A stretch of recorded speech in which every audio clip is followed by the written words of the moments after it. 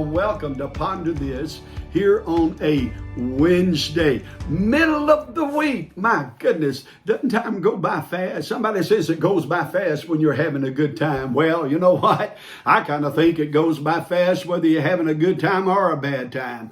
It's just fast. Somebody told me many years ago, said as you get older, all right, you're going to find out that it seems like time goes by faster. Well, you know, that's true. That's true. Amen. This gray hair proves to you I've been around a while. All right. I'm not fresh off of it. I've been around a while and time is going by. But here we are. That's not what I'm here to talk about. Here we are on Wednesday. Now, let me tell you, Ponder This is brought to you by Messenger Church in Fenton, Missouri. I'm John Rhodes. I'm the senior pastor. Have a great pastoral staff here at the church. Men that do tremendous works for God and open to what the Spirit of God is saying. And so we present this to you every single day, Monday through Friday, to lift you up, to bless you right in the middle of the day, 12:15, every single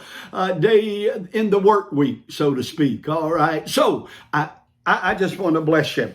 Here it is for Wednesday. Here is the thought for today. Something I pray motivates you. That's what the book says. Seed thoughts for daily motivation and inspiration. I want it to be all of that to you. Joyce Myers, I want to quote Joyce Myers here for our thought. Joyce said, offense is one of Satan's greatest tools to rob us of God's blessings / presence. Satan uses offense to lure us into bitterness, resentment, hatred, and unforgiveness.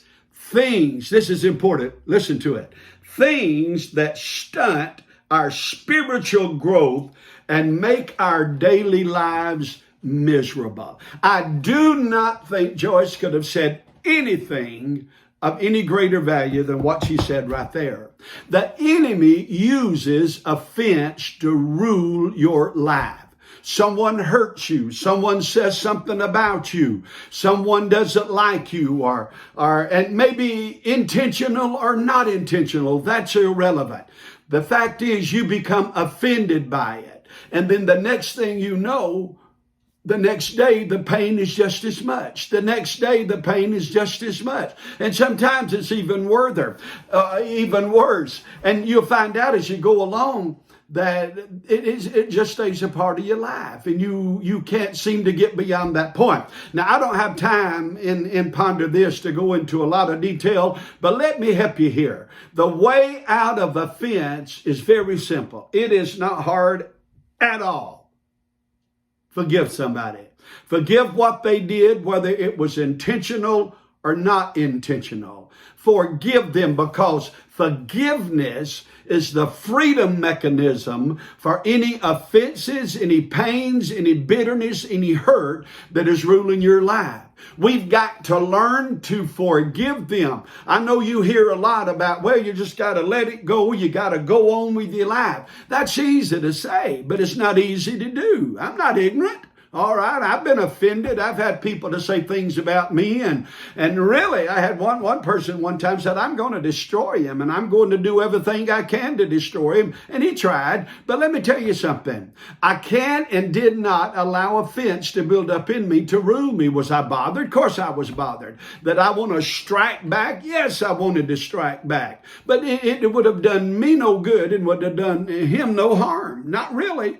I had to get over that. I had to forgive before I could get beyond where I was at that moment. As a matter of fact, Jesus said, if there's unforgiveness in you, if there's offense in you, and you want to bring something to me, he said, don't do it. He said, just bring it, lay it on the altar, go and straighten that thing out, and then come back and I will receive your gift. And so even when we try to offer things to God, it does no good if we're carrying offense in us. And so notice this, the devil uses offense to lure us into bitterness, to lure us into resentment, then hatred, then unforgiveness. And the next thing you know, all of this stuff is controlling you instead of you controlling it. Now, there's the key there. There's the key. What controls you instead of you controlling it becomes sin other than God.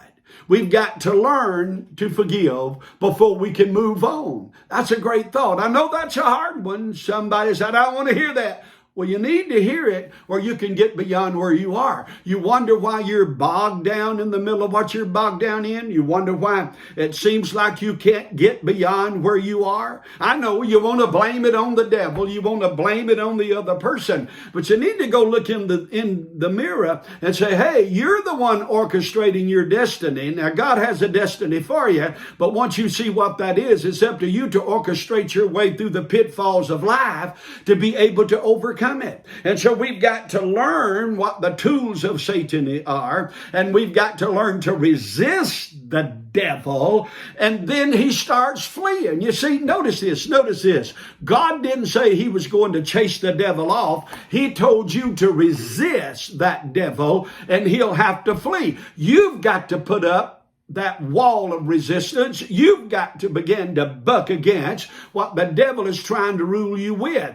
Bitterness, hate, which all is the fruit of offense. Let it go where you can grow spiritually, because you'll never grow beyond where you are until you let it go through forgiveness. All right. I pray that blessed you. I pray it did. Thank you, Joyce, for that great word. Amen. But I want you to walk as a child of God. I want you to walk free. I want you to walk in the blessings of the Lord every single day. I want it to happen in your life. All right. Gotta go. Out of time. Love you. I'll be back tomorrow on a Thursday for Ponder This.